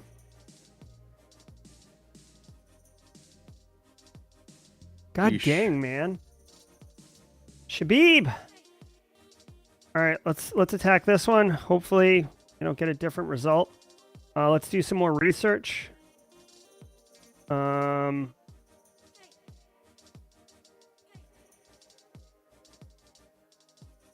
Trying to see. I mean, I really need to move laterally, guy. That's awesome. That would be a great, if you're rolling a 1, it's like a very slight percentage that you just botch it and SWAT kicks in your door and ends your game. You lost. You've been arrested permanently. You've gone to prison. All right. So again, failed. Bro. It's killing me. Killing me, Smalls. All right, so let's try integer overflow on this box. Now I'm literally just like thrashing. I'm thrashing. You're a master of memory-based exploitation. Pivot available. You got one. All right, so we got this guy right here, I think, right? Yeah. Okay, so now let's do all the things. All the things. Exfil.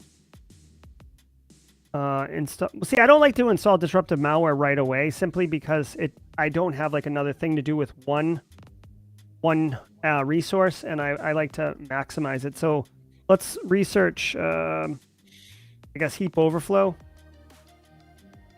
A couple boxes have it, and we'll move into attacking this afterwards. The terminal server also has heap overflow. This is good.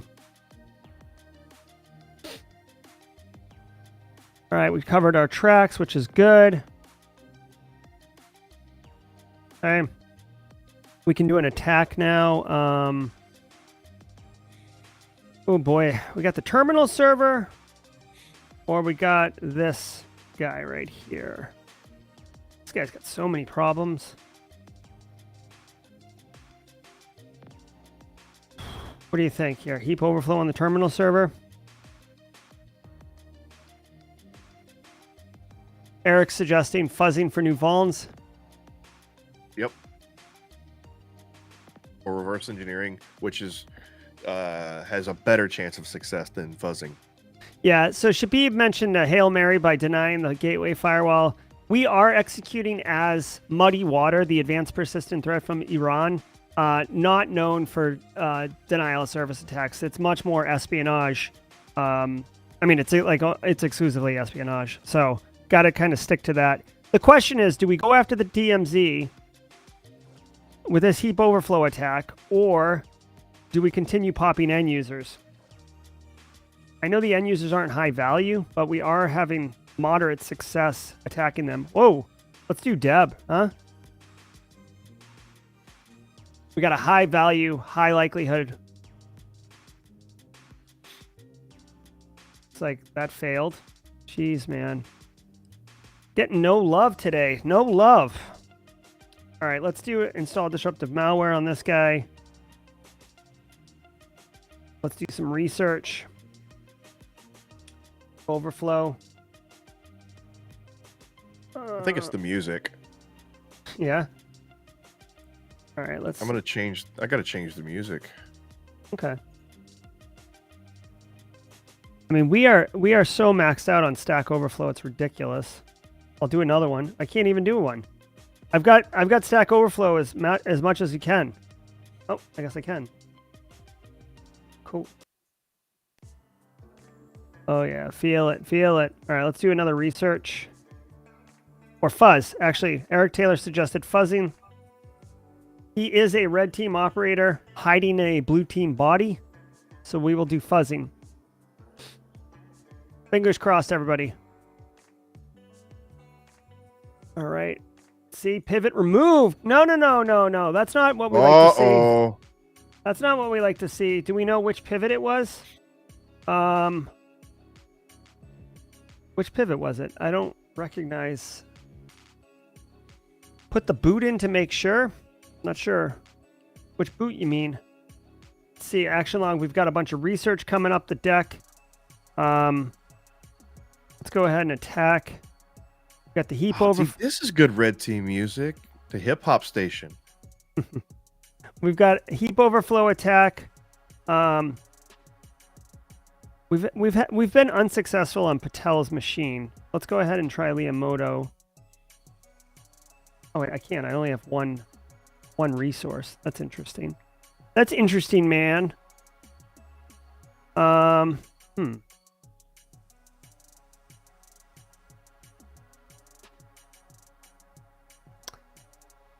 boy. Okay. Well, oh, there we go. I wonder if that's Shigeru Miyamoto. You're hacking Nintendo. I love it. I love it. Love it. You're hacking Legend of Zelda. All right, so we've leveled up our skill tree quite a bit here. So heap overflows are pretty good. I feel good about that. Let's start attacking boxes. Okay, let's do the terminal server, and let's continue researching. Well, actually,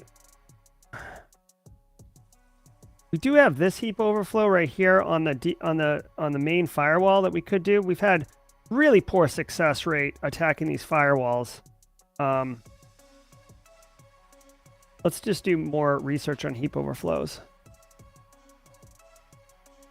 All right, here we go. Yeah. Casually Joseph's right. Ruthless E. Devastating. Our terminal service attack failed, so let's thrash out at Patel. Heap overflow attack. Pass the turn. Let's go. Let's go. Espionage for the win. Pivot available. Compromised an asset. Very nice. We got Patel. Okay, good. Cover the tracks. Excel data. And let's continue doing... I don't want to research heap overflow anymore because I feel like we got that. Cross-site request forgery. There's many of those.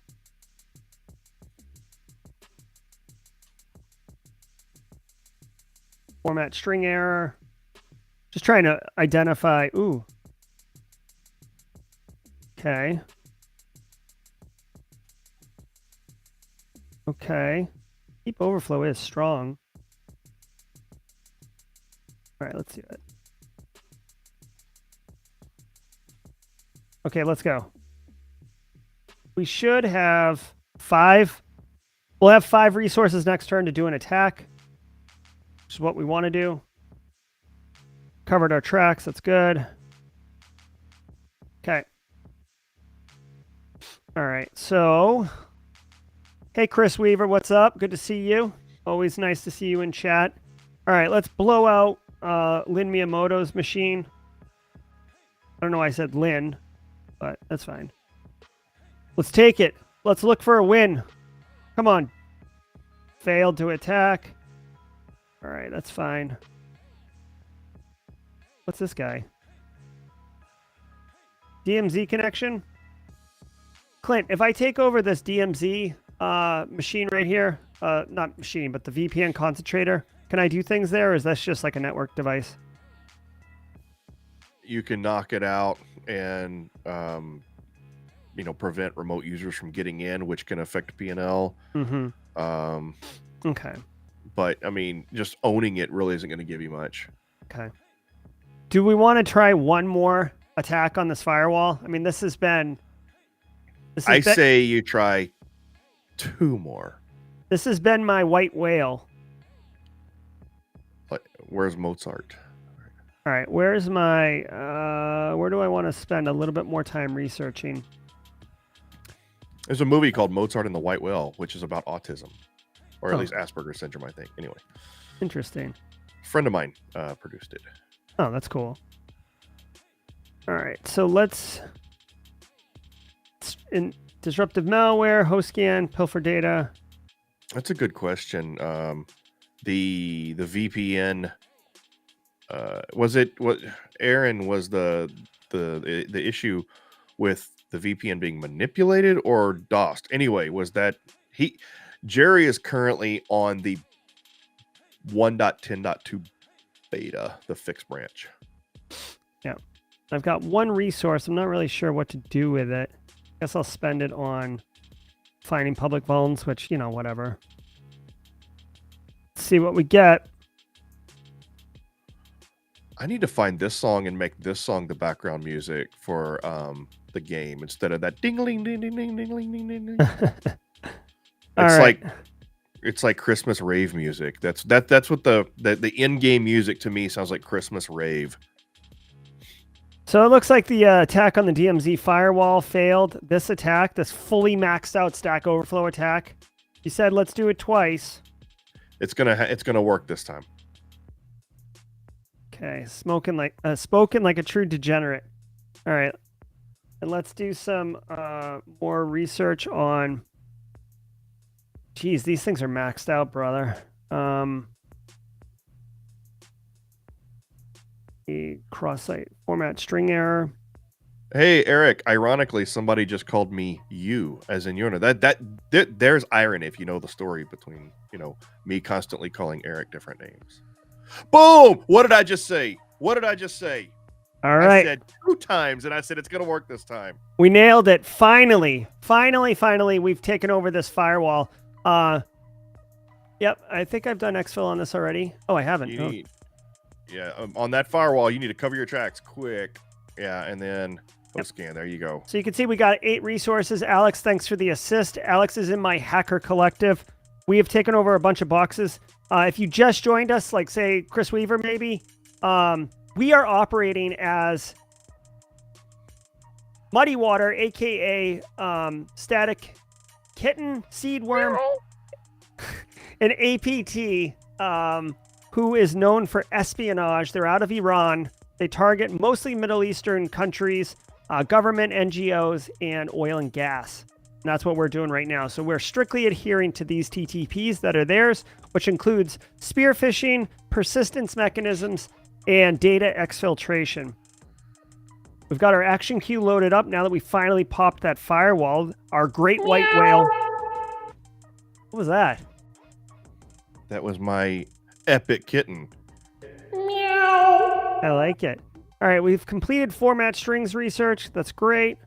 We've cut. Oh boy, hold on. Okay, hold on. I got to zoom out because we now have a new network segment. We got a whole bunch of new assets.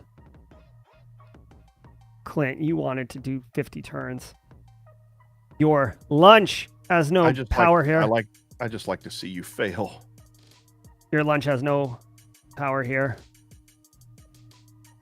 All right, hold on 1 second.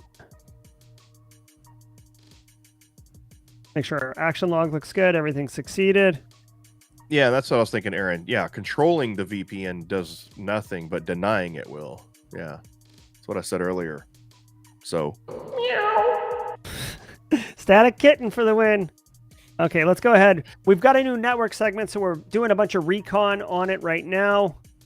I'm feeling pretty good about this.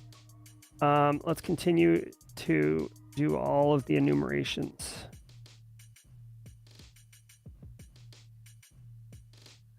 Oh, Eric talking crap. What's Eric got to say? You failed to close the deal. Oh my God.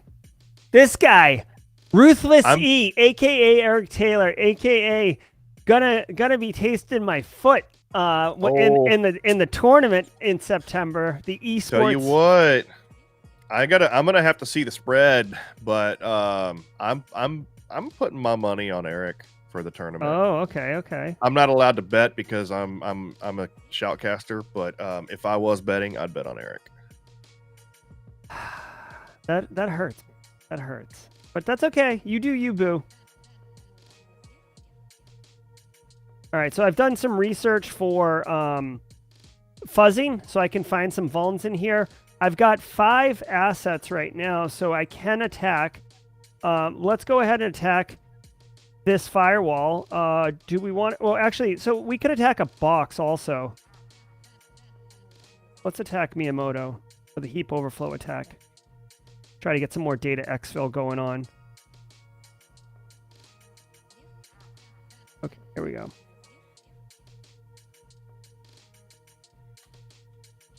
Oh, okay. So actually, let's stop the attack on Miyamoto. I'm getting word now that we should do public vulns as well, just to expedite the process. So that's in place, and we could actually research two things. So format strings, where is it? Where's my format strings? I heard it. That's going to take us, where will it take us? 2 turns, right? So actually, we're not going to be able to do anything until we get the fuzzing done. So let's do one more kind of piece of research here. Bodungen, what do you got? Format strings, that's fine. Rick Maliko, what are you weak at? Format strings, that's good. Miyamoto, heap overflow, command injection. It's fine. Here, let's do command injection real quick. I'm just trying to diversify so when we do get vulns on this environment, we can actually do something with it. Okay. Let's see, public vulns were found. Looks like we found a couple in here. Local file inclusion, remote file inclusion, the SCADA, command injection, which I am looking at, and this guy, outdated firmware. You know, somebody was saying, can I bet some of these CPEs I don't need? I've got like 10 a month for the past couple of months. You know what? We need to start making these streams worth some CPEs because I think they're educational. They are educational. We could definitely look into that. The daily cyber threat briefing that I host on Simply Cyber is also worth a half a CPE every day, 2.5 a week, 10 a month. Well, technically, you know, providing CPEs, there's no official. Some certifications have an official process to go through for CPEs, but in general, there's no official body for CPEs. It just depends on the auditor, whoever does the auditing, as to whether or not it's going to be approved or not. But there's so many certifications out there that require CPEs. You basically put it out there, allocate what you think it is, and then it's up to the auditor at the end of the day. So we have serious vulns, 0 days, fully researched out on both the operator workstation and the PCS recorder. From the APT perspective, Clint, and being the industrial control system expert that you are, which one's more valuable from data Excel perspective? So P&L is actually going to be the SCADA server. Yeah, engineering workstation doesn't have much value for P&L. Okay, what about the recorder? Because I have... Yeah, so your SCADA server is probably going to be the most in terms of P&L value. Yeah, but I don't have the research where I want it. This one I have... You asked. I told you. Well, okay. Well, I said given these two, the PCS... Oh, those two. I didn't see that. The operator is going to be... I don't know offhand. Okay. Shabib, you up in here?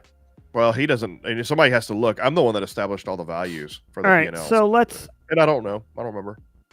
Well, let's take the workstation then. Okay. Wait, is it operator workstation or is that... No, is that a HMI? No, it's an operator workstation. Oh, then the historian. This guy, the PCS recorder? Yeah. Okay, cool. And let's continue to search command injection then. Do we want to research? At this point, we have 4 turns left. I'm not sure if I want to do research.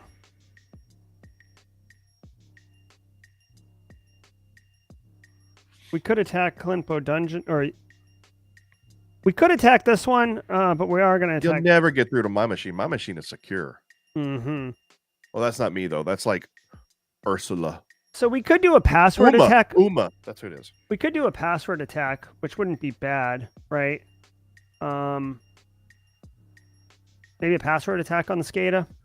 Oh, you know what? Alex had a good click on it. Oh, it was SCADA HMI. So Alex, so if you look at on the operator, the device type, it's a HMI. So you got to look at the device type. I was assuming it was an operator workstation, but that's so was I. All right, so that's SCADA HMI. We don't care about those are going to have high value or what? Yeah, because they're operator workstation. So basically, should I attack it? Yes or no? Yes. Well, I ran out of time, buddy. And I didn't use my 3 hacker resources to do anything, so that sucked. Okay, and that failed. So that was a complete mess of a turn. Okay. Let's not do that again. All right, so let's attack this guy.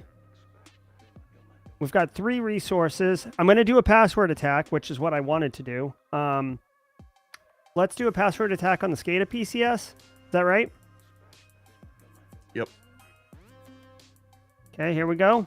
Looking for the P&L win here. Boom. Yeah, I believe in that entire process control network. Oh, that you got the operator HMI. Out of the entire process control network, I think the SCADA one has the highest P&L value outside of the PLCs. I mean, but you could, but see, the thing is though, I don't think you can exfiltrate data on the PLCs, but I'm able to. I mean, not on a PLC. Oh, on the HMI. I'm sorry. So I got 2 resources. Oh, we got this guy up here too now. There's a PLC. So do you think I should not even bother with covering tracks at this point? Yeah, at this point, no. Right, and then we can attack. But with the 5 resources, I feel like I can attack someone now, which is great, right? I can do more damage. Yeah, I mean, at this point, doing data exfiltration on the highest. The thing is, because you're not doing ransomware, because of the TTPs, because you're not denying anything, to win using just data exfiltration or the P&L victory, you've got to have a lot of boxes of high value that you're exfiltrating data. Otherwise, it's going to be very difficult. All right, well, I'm trying to pop this box right now, a user workstation in this segment, and then I'll do data exfil on that, unless you think the PCS record is worth more. Out of which one, and which one the SCADA is worth the most? And well, I can't. This one I'm already working on. Yeah, well, the SCADA server, the SCADA PCS, that's a server up there. What do you? That one. Oh yeah. I'd have to do research. So Jay Smith said, "I thought you don't cover tracks, covet tracks. I covet tracks. I covet my neighbor's tracks. No, I thought you don't cover tracks with Angry Kitten. We established early on that basically for persistence, covering tracks is our persistence because that includes like rootkits and stuff like that. So we can't separate covering your tracks and persistence in the game." So I'm attacking this user workstation that's in this segment, which has a high probability because I've maxed out on the resource, or I could attack the SCADA PCS, which I have way less of a chance of doing. Yeah, at this point, you got to take the highest probabilities if you're going to affect anything. Because, I mean, I don't even think you have enough time left to hack something plus get your data exfiltration going. I guess you could. I mean, at this point, you don't. Oh, yeah, at this point, I think you're done. Hold on. I mean, good. Yeah, you could deny that that PLC real quick to give yourself a quick boost, but that's outside of TTPs. Yeah. All right, let's do. I mean, you have proxy control of that. If you just want to win real quick, you have proxy control over that that PLC. You could real quick just damage the ICS for a quick win. Well, I'll be able to do this next turn though, right? I'm on turn. Huh? You're on turn 74 right now. And yeah, you have one turn after that if you want to just. Right, so I could do this next turn, correct? Yeah. All right, so let me try. Let me just try to pop this box real quick. And then if you get lucky with one, I don't know how the turn would work. I don't know. I guess you could. If you do it, I don't know how that works. If you. Well, if you pop it on turn 75 and then you get it on the first turn, I don't know if that's going to Well, let's just for fun, let's damage the ICS process and we'll look at the P&L score when the game ends and see how close we really were to winning. Yeah. And that's if you hit it on the first try. Yep. Boom. And we did. You got it. You got it on the first try. So that wasn't, but look at this. Oh. So we could have technically won on P&L, right? Yeah, I don't know how many turns it has been there though. That would be something. So one of the things I put on the roadmap, and I don't know if it's on there or if I just said it, but giving alerts like every time Actually, we do have that, don't we? I just haven't done it in these games. So we do have the ability to alert you every time your P&L moves into a new color. And I have it in tabletop exercise scenarios, but I don't have it in the regular game, which I need to put in there. So if there's not a card, Greg, make a card to make sure that I implement the notifications for when the P&L reaches certain stages, kind of like the Doc Brown colored logs making the train go faster in Back to the Future 3. Anyway, but yeah, so I can do that so that in the future you'll know how many turns it's been in the red. So just looking at the kind of out brief here, you could see obviously we did win. We did not win with the TTPs. We just won with damaging the ICS for fun on the final turn. It's unconfirmed whether or not we would have won. I almost wish now that we had just ran it and see if I had won on P&L in the last turn. But basically, you got to see Static Kitten, a.k.a. MuddyWater, the Iranian APT threat, who basically does spear phishing, compromises end users' workstations, and then moves laterally in the environment, establishing persistence, and then exfiltrating data for espionage purposes. I operated as them. This is what the victim organization looked like. You can see we had this firewall, and this firewall visible. We owned this firewall. We spent a lot of time over here in this network segment doing network exfiltration. We spent a little bit of time over here near the end of the game, and then obviously the DMZ was our bag. From a resource perspective, spear phishing was our thing. We only landed 1 out of 3 times, even though we had learned electronic SE pretty well. It didn't super work for us. We did do a phishing campaign. We had 200% success, so that's obviously very good. This blue team, my goodness, you'd think they were a financial company. They got $327,000 total budget in game. 450 with the starting, so I'd like to be the CISO at that org. Not really because the ICS just got destroyed, but how did you have 400? How did they have $450,000 starting cash? Did you do that at any time in your No. It's total budget. They got approved for an additional 400 grand. Plus starting. My bad. Yeah. No problem. So their threat intelligence score was 20%. Is that, what's that mean? That's low. That's good. I mean, that means you did well on your you did pretty good on your hiding your tracks. Yeah, on my persistence mechanisms. Very nice. Yeah. So look at that. So yeah, man. Hold on. Go ahead. What were you going to say? No. I was just going to say the score 1437 or 1427 to 1335. That's just basically performance scores, and considering you got a bonus for your win, it would look like on the red team side, because doing the Static Kitten TTPs made you a less effective red team. That's why it looks like you did hardly crap on the red team side, just because the TTPs, the strategy and the TTPs for Static Kitten are not efficient. Yeah. Well, and it just goes to show you that you don't have to be super sophisticated in order to be an effective APT. Especially in ICS, you just I technically, so Greg's questioning whether or not there might be a bug with the P&L win condition. I don't think so. That being said, to be that far down in the red, it almost looks like it would take more than 5 turns to get that far down in the red. So either A, you were really close to winning with a P&L victory, like you said, maybe we should have let it go, or B, there's a bug in the P&L win condition, which our tabletop exercise scenarios rely heavily on P&L win conditions. So Greg's looking into it. Nice. I love it. All right. Well, I hope you got value out of this stream. We do it every Wednesday at 11:30 a.m. Eastern Standard Time. Sometimes we make, rare exceptions, but for the most part, it's Wednesdays at 11:30 Eastern Standard Time.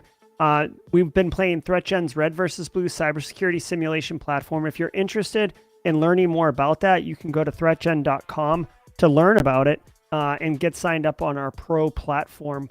And you can play too, either heads up or against adversarial AI. And we played as the red team today, but you can also play as the blue team and actually protect an organization, build an organization up, and basically learn blue team skills or red team skills.